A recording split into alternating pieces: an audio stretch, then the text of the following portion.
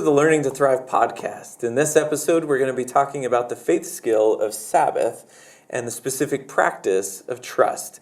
Now, Sabbath may not be kind of the top of our expectations of how I grow as a Christian, but when we're talking about what it means to discover who God is, which is the environment that this practice is situated within, it can be very helpful for us to think about Sabbath in the terms of trust in God. That I can't rest in God unless I actually trust Him. Yeah. So, Pastor Ryan, would you help us unpack what it means to trust God as we seek out this practice of Sabbath? Yeah, absolutely. I'll start with a story from my experience. I remember shortly after I'd graduated from college, I landed a job and worked there for a while. And then I felt like God was asking me to do something.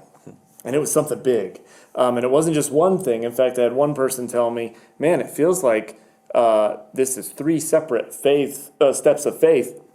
And I responded with, I don't think it's three separate steps of faith, but rather it's all coming together into one leap of faith. And what it was basically felt like God was asking me to empty my bank account, to give all that money away, and to quit my job, and to go volunteer at a church. And so it's the trifecta, right? Clean out my bank account, quit the source of income, and then go volunteer. It's a good thing you were only a freshly minted college student. I know. Had it been any two of those things, it probably would have been okay, right? But because it was all three together, what ended up happening is this was a massive exercise in trust. Do I trust God? And what I discovered through that entire process is I did follow in obedience. I did all three of those things. And the end result was fascinating to me. I discovered who God is through this process of trusting in Him, putting myself in a position where, man, I needed Him to come through for me in a really meaningful way, in a very tangible way.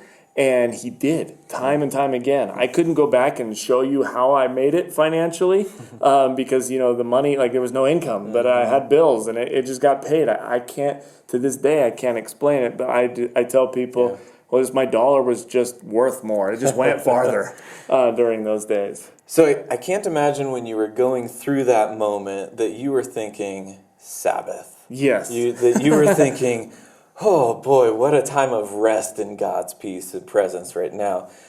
What about that story helped you to understand that Sabbath is a way for you to understand and experience and connect with God in a different way? Yeah, so we're going to touch on this a handful of times in this episode. But fundamental to an understanding of trust, fundamental to an understanding of Sabbath, really fundamental to any understanding of who God is the reality that this is His created order. He made it all. He designed it all. He designed us to live in it, and He owns it all. He controls it all. He's in charge. And that sovereignty of God, the reality that, man, this is all His, and everything I have is a gift from Him. I'm supposed to hold it with an open hand. I think we're going to touch on a whole bunch of faith skills and practices in this episode here today because they're all so connected to this idea that this really all belongs to God. And if it really is His created order, then I can trust Him that He will provide, not just for my needs, but to accomplish His purposes in this world, in this created order. So in the end, maybe that story sounds more like a stewardship or a generosity or some other kind of skill, but I connect it personally to this idea of Sabbath because they both at their heart have this idea that God reigns supreme. Yeah. So when you're talking like this, it sounds like when we think of Sabbath, I think oftentimes we think of that's the day that I get rid of work, right? Yeah. But in the way that you're talking, it sounds like there's a very intimate connection between work and Sabbath, work and rest. Yeah. That it's not just, that's the day I get rid of one, but there's something more going on there under the surface. Yeah, John Walton talks about this a little bit in one of his books, The Lost World of Adam and Eve, that day 7 of creation wasn't just the day that all the work stopped. And that God, now done with 6 days of creation, okay, finished all my work. Now I can stop. Now I can take a break. Now right? God gets to be lazy and lean up back on the couch. Exactly, yeah. Instead, what Walton talks about, and I think he's onto something here, but on day 7, what happened is that God inhabited his creation. And so here you have 6 days are spent creating and designing and filling and giving purpose and function to all of creation. And then on day 7, God gets to enter that creation. And this entering of creation is God's way of as Walton puts it, turning a house into a home. And so we take our time, I just moved into a new house recently, and when we move into a house, there's so much work that's being done, like putting furniture in rooms and painting and designing and decorating and doing all these kinds of things. And then there comes a moment when I'm done unpacking and I get to just be in my house, and I get to just live in the house. And that's how Walton defines the 7th day of creation, the Sabbath of, it's not just not work. I don't know that there's ever a day that isn't work. Jesus didn't talk about the Sabbath that way. Jesus never said that the Sabbath is devoid of any work. He did work on the Sabbath, but what he did was the Lord's work. And for him, that was what was important. If I'm doing the Lord's work, then I'm doing what I'm supposed to be doing, and I'm a part of God's established order, God's creation, God's rhythm for life.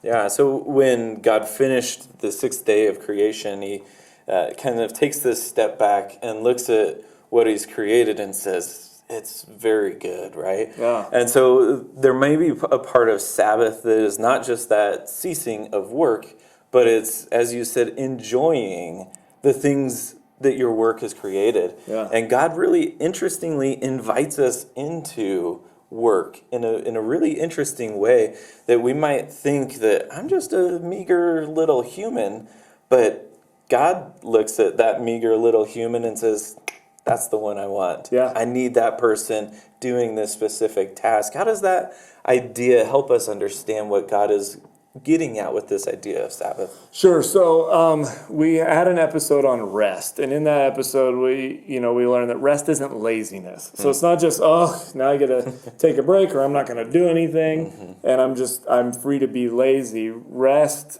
in connection with Sabbath is much more robust than that. And actually, as we learned, takes a little bit of work to get to the point where we can rest properly.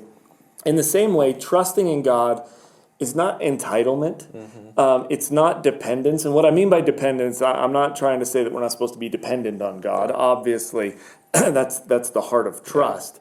What I mean by this is it's not like, okay, I just sit back and say, well, okay, God says I shouldn't work 7 days out of the week, so today I'm just not going to do any work, and if that means I don't get paid today, that's okay, God's going to provide. He's going to take care of it, right? So it's not this entitlement mentality that says, well, yeah, if I don't do work, God will just take care of me and provide. Or God owes me something, perhaps. Yeah, because I'm doing the Lord's work by not doing my work. That's not doing the Lord's work. That's not Sabbath, right? So this is all about who God is. This is about letting that reality actually guide us and recognizing, again, like I keep coming back to, it's all His. This is all His. This is His created order. So I want to figure out, what is He wanting to do, and what is my role in that? What role do I get to play in doing the work of the kingdom and being obedient to the King? Yeah, when we think of rest kind of from our own American perspective, a lot of times we might think of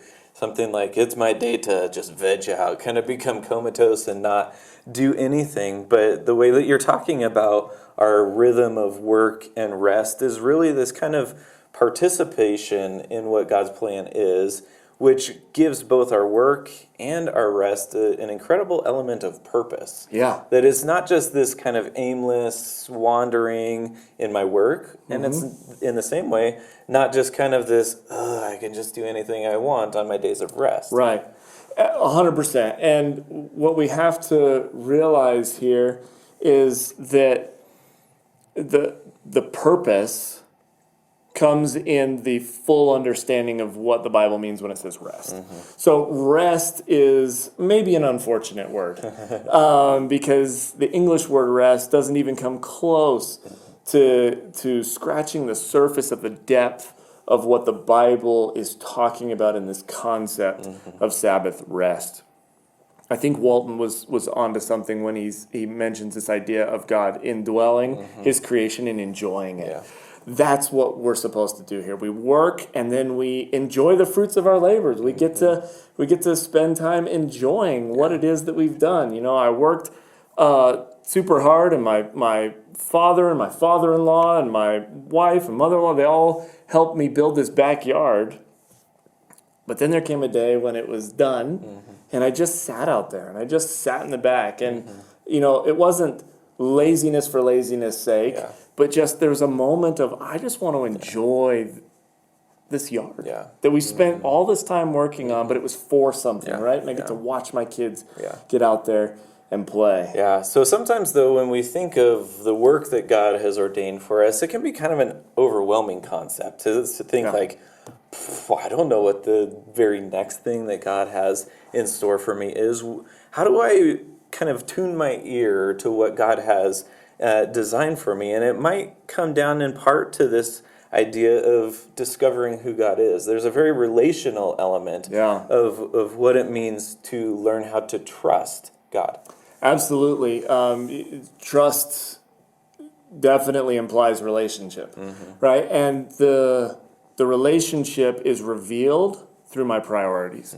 So where I put my priorities is an indication of where my relationship actually sits. If I were to stand up here and start talking about all the stuff I was doing and you heard nothing about my family life or anything like that, you would confront me after this recording and say, your priorities are out of whack. Why have you not spent time with your family? So where we work, how we work, why we work, how often we work, when we stop, and why we stop, all of those are revealing the priority that we're putting on that area of our lives. And where we put that priority is revealing the condition of our relationship with God. So are we really putting our trust in Him, that it all belongs to Him, that this is all His, that this is His established order, and I get to participate in that? Or is this about me saying, yeah, but I want this, and so I need to do that, or, you know, I don't have this, and there's this discontent in my heart, and so I'm striving and not trusting. Yeah. And ultimately, you're able to trust in God and have that relationship because you know that God is invested in your care, right? That He's not just going to send you out to pasture and say, well, good luck. But if God is asking you to do His work, He's also the one who is going to be showing His care for you. Absolutely. One of the things that we have to remember is it's not just God's care for me, but for all of His creation. So if He's asking me to do this, not only is He going to provide for me, not only is He going to care for me, but in asking me to do this, He's trying to care for some other element of His creation too, right? So if I'm participating in what He's wanting to accomplish, of course care for me is going to be included in that. Yeah. That's a really good point, and something that I think is not especially evident when we think about Sabbath, is that I'm not just Sabbathing for myself, but I'm exhibiting the heart of God for His entire creation. Wow. I want to shift gears a little bit here. Sure. And in my life, just want to share a quick story with you.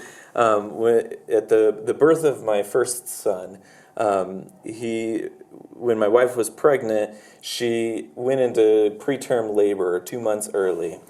So as a first-time dad, that was a very jarring kind of experience. Yeah. And it was something that we just went in for a doctor's appointment, and then they wheelchaired her over to the hospital and said, you'll be here, and you might have a child tonight. And new parents going, what in the world? Yeah. So it was one of those moments where trust all of a sudden became, if you haven't built this in your life up to this point, it better come real quick, because we had this moment of almost sheer panic and terror and, oh my goodness, are we ready for this? All the things that can go wrong, and your wife would know. Yeah, my wife is a NICU nurse, and she knows exactly what's going on with this little baby inside and all the terrible statistics and those kinds of things.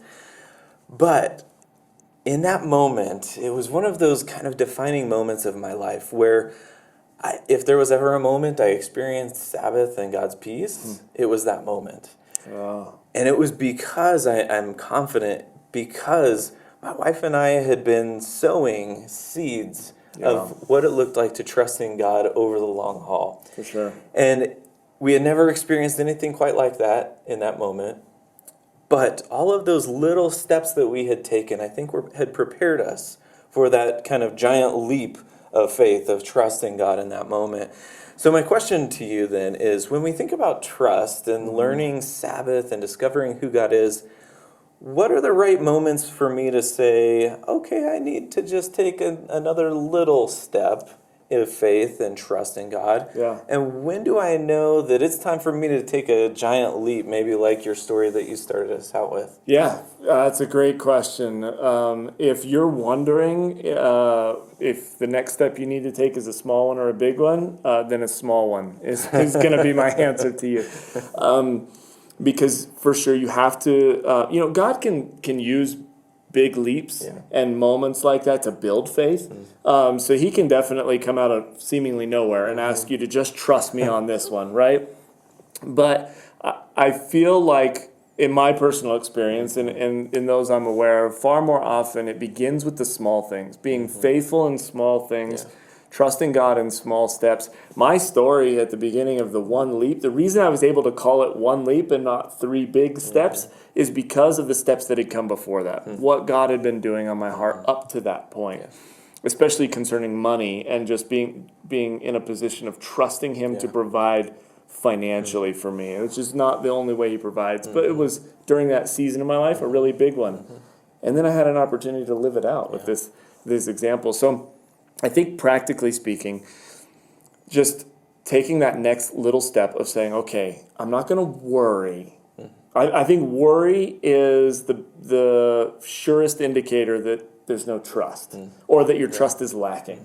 I'm not going to worry about this, but I'm going to trust God for his provision and take that small little step and do those small little things. I heard it said one time, when God asks you to do something, why do you ask your checkbook for permission? Right? And for sure, it's this idea of, okay, God, I feel like God's speaking to me and he's asking me to do something. Can I just trust him here? This is why another reason I think that this comes into the discover who God is environment is because we need to know it's God speaking to us, right? We need to recognize his voice. And the more we do this, the better we get at trusting in the little things, the better we get at identifying his voice. And the more we can see his faithfulness and see that he's going to be reliable in these sorts of ways. Yeah. So one last question for me. If worry is kind of this one thing that can kind of reveal maybe a lack of trust, how do I start, when I start feeling those elements of worry creep into my life, or anxiety, whatever it may be, how do I start to turn from worry into trust? Experience with the faithfulness of God, which means you're going to have to trust him and take those steps. God's word is crystal clear on this, that he's faithful, and even when we're faithless, he's faithful. He can't disown himself. He cannot be unfaithful. So if he's asking you to do something and you do it, he will be faithful. Only after experiencing that can you then lean on it the next time. So if you're starting to worry about something, then you're going to have to put yourself in a position to trust God. We see this happen time and time again in the biblical example. Think about all of your favorite Bible stories ever. Every single one of them. David and Goliath, Daniel in the lion's den, Elijah in the fire from heaven, right? All of those individuals put themselves in positions where if God didn't come through for them, they were in real trouble, like life and death trouble. If God doesn't send an angel to shut the mouths of those lions, Daniel isn't going to make it through the night. And yet they put themselves in positions where they were being obedient to God. They were doing the Lord's work. They were saying, it doesn't matter what my priorities were. These are God's priorities, and I'm going to live that out. And this is the work I'm going to do. And when they did that, and they put themselves in that position, and then they ended up in compromising situations, God proved himself faithful every single time. Yeah. In those situations, I think it might also be of benefit to mark those moments down so that it's something that the next time I experience worry, Yeah. I can look back and say, what has God done in my life? Where has he been Yeah. faithful? And how can his faithfulness to me in the past help me to experience his rest in this situation here? A great exercise I've heard a lot of people do is in their journal, just write down prayer requests. This is when I asked God for this, or this is when I, maybe didn't work that extra day or that extra side project or something. And this is the amount of money that I gave up by not doing it. But then you go back in that journal and write down the answer to the prayer. So on this day, God provided, and doing that will help you to remember those moments in the future when you're starting to worry again. Yeah, certainly. Well, I think what you've illuminated for me is how intimately tied the ideas of Sabbath and God's faithfulness really are. That if I know how to trust and rely upon God's faithfulness, he will come through for me. It might not always look exactly like I think it should look. Yeah, but that's the relationship, right? And the relational side of this is trusting God and working with him and participating with him in all of this. And that just comes back down to the experience. Yeah. Do I have this kind of experience? Have I put myself in positions where I need to trust him?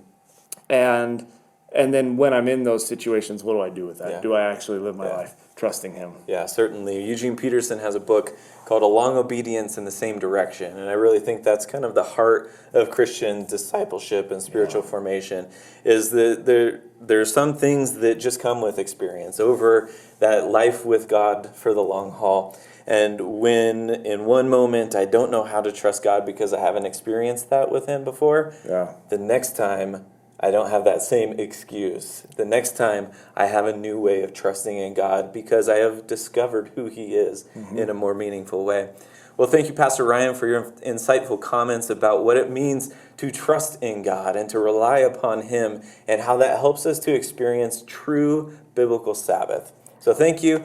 We pray for you that you experience God's rest, God's trust, and ability to live in Sabbath with him.